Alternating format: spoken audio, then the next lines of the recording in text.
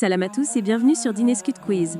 Aujourd'hui, je vous propose un voyage dans le temps. Dans ce 5e numéro, nous allons tenter de découvrir 15 figures majeures de l'histoire de l'islam sunnite. Ces savants, chacun à leur manière, ont marqué leur époque et continuent d'influencer notre compréhension de l'islam. À chaque étape, je vais vous donner quelques indices et je vous laisserai deviner de qui il s'agit avant de révéler son nom. Et pour rendre le tout encore plus intéressant, je vous partagerai un fun fact sur chacun d'eux. Comme toujours, pensez à vous abonner, à liker et à activer la cloche pour ne rien rater. Ça fait toute la différence pour mon travail. Maintenant que c'est fait, attachez vos ceintures. Vous êtes prêts? Let's go! La première figure à deviner est un Irakien né en 699, qui est le fondateur de l'école de jurisprudence hanafite. Il a développé une approche rationnelle et fondée sur le raisonnement ijtihad pour interpréter le Coran et les hadiths. C'est l'imam Abu Hanifa. Petite anecdote. Saviez-vous qu'Abu Hanifa a refusé un poste prestigieux de juge offert par le calife en raison de son indépendance et de son refus de compromettre ses principes? Cela lui a même valu d'être emprisonné? Deuxième savant, direction Médine en 711 où vivait un homme connu pour avoir compilé l'un des premiers recueils de hadith, le célèbre Muwatta. Il s'appuyait sur les pratiques des habitants de cette ville comme source d'autorité dans la jurisprudence. Il s'agit de Malik ibn Anas. Petite anecdote, Malik ibn Anas était si respecté qu'il donnait ses cours en étant assis sur une peau de mouton, un symbole de prestige à l'époque. Notre troisième personnalité a vécu de 767 à 820 en Égypte et en Irak. Il a étudié auprès des deux premiers savants que nous venons de découvrir, mais il a ensuite développé sa propre école. Vous avez trouvé?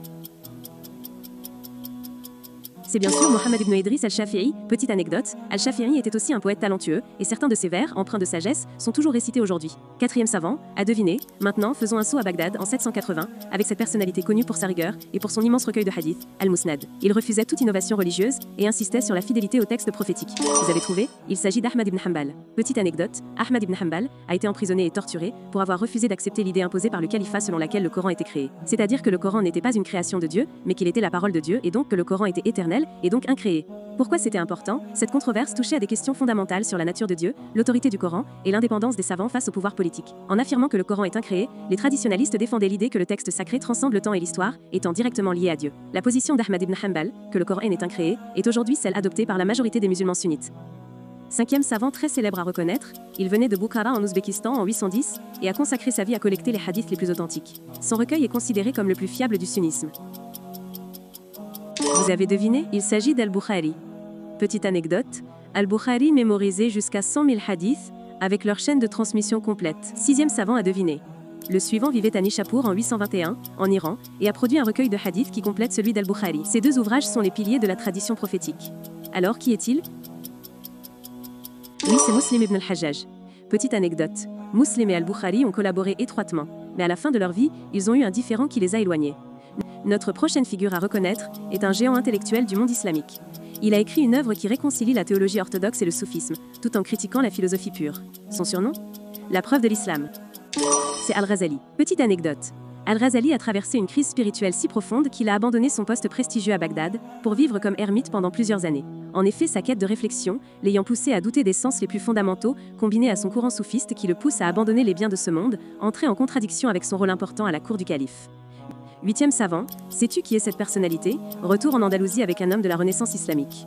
Philosophe, juriste et médecin, il est célèbre pour ses commentaires sur Aristote et pour avoir défendu l'idée que la raison et la foi sont compatibles. C'est Ibn Rushd, connu en Occident sous le nom d'Averroès. Petite anecdote, Averroès a été si apprécié en Europe qu'il est souvent surnommé le commentateur par les philosophes européens de la Renaissance. Nouveau défi avec 9e savant, celui-ci a marqué le Moyen-Âge par son insistance sur le retour aux sources de l'islam et son rejet des pratiques innovantes. Il vivait à Damas en 1263 et a influencé de nombreux mouvements réformistes modernes. Et c'est Ibn Taymiyyah. Ibn Taymiyyah a passé une grande partie de sa vie en prison pour ses opinions jugées trop audacieuses, mais il a continué à écrire et à enseigner derrière les barreaux.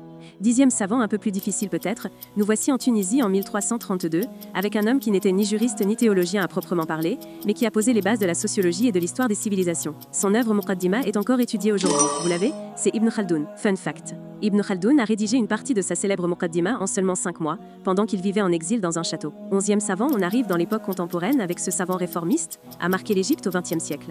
Il insistait sur l'importance de l'éducation et de la pensée critique. Alors, qui est-ce? C'est Cheikh Mohammed al-Ghazali. Petite anecdote. Cheikh al-Ghazali a publié plus de 50 livres, et ses sermons, souvent captivants, rassemblaient des milliers de personnes, même des non-musulmans curieux de ses idées. Encore une nouvelle personnalité, très connue de nos jours, c'est l'un des grands muftis d'Arabie Saoudite au XXe siècle.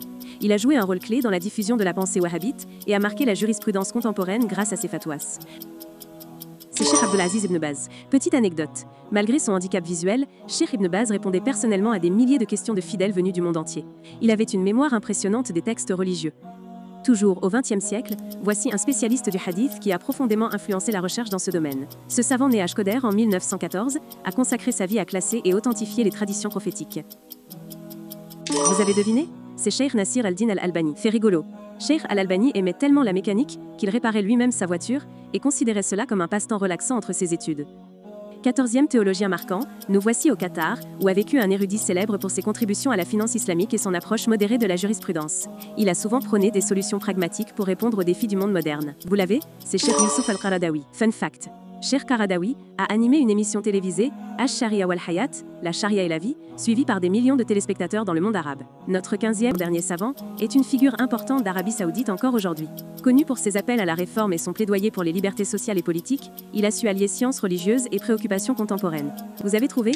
C'est Cheikh Salman al-Ouda. Petite anecdote. En plus d'être un érudit, Cheikh al-Ouda est un écrivain talentueux et un poète, connu pour ses réflexions émouvantes sur la vie et la foi. Ça y est, c'est la fin, j'espère que tu as découvert des choses intéressantes avec Danscute Quiz. Comme d'hab, n'oublie pas de liker si ça t'a plu, et de t'abonner et d'activer la cloche pour ne rien rater des prochains quiz.